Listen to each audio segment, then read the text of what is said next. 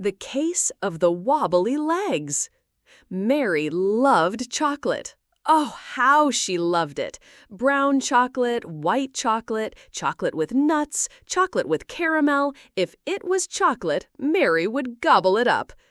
Choco Chuck for breakfast, she'd sing. Choco Chuck for lunch, she'd hum. Choco Chuck for dinner, she'd cheer.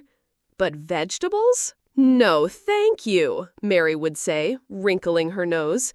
Carrots were too crunchy. Peas were too green. Broccoli looked like tiny, grumpy trees. Yucky! One sunny morning, Mary woke up ready for her chocolate cereal.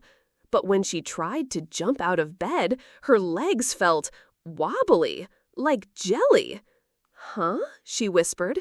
She tried again. Wibble, wobble. "Mommy," she called, "my legs are doing a funny dance." Mommy came in. "A funny dance, sweetie? Let's see." Mary tried to stand, but her legs wobbled so much she almost flopped back onto the bed. It wasn't a fun dance. It was a bit spooky. Later, Mary wanted to play with her favorite teddy bear, Barnaby. She reached for him, but her arm felt heavy, like it was full of melty chocolate. "Barnaby," she mumbled, "you feel extra fluffy today." But it wasn't Barnaby. It was her arm. The world started to look a little bit gray. The bright red of her toy car seemed dull. The sunny yellow of her rubber ducky looked sleepy. This is strange, Mary thought. A little shiver went down her back. Is everything losing its color? At lunchtime, Mommy put a big bar of chocolate on her plate, but also a tiny bright orange carrot stick. "Just one bite of the carrot, Moo?" Mommy asked gently. Mary looked at the chocolate. It was her favorite. But then she looked at her wobbly hands trying to pick it up. She remembered her wobbly legs. She remembered the gray world. Something was not right. This chocolate-only life wasn't feeling so yummy anymore. It was feeling mysterious, and not the fun kind of mystery. "Okay," Mary whispered, her voice small. She picked up the tiny carrot stick. It felt cool and firm. She took a tiny nibble. Crunch! It wasn't yucky. It was a little bit sweet and very, very crunchy. She took another bite. Crunch, crunch. Suddenly, Mary felt a tiny tingle in her toes, just a little one. She looked at her toy car. Was it a little bit redder? Mommy smiled.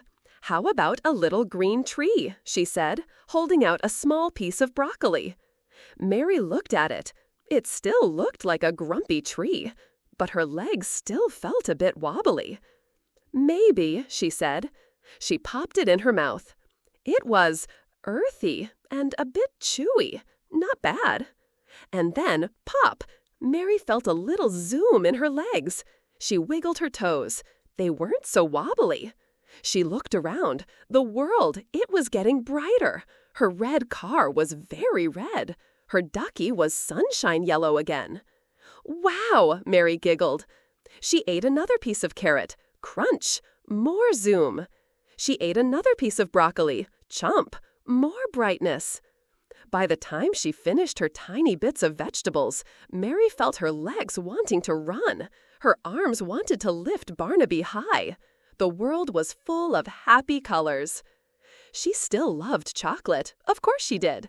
But now Mary knew a secret, a thrilling secret. Vegetables weren't yucky. They were like magic power-ups that made her strong and the world colorful. From that day on, Mary still had her chocolate, but she also had crunchy carrots and brave broccoli trees. And she never had wobbly legs or a gray world again. The end.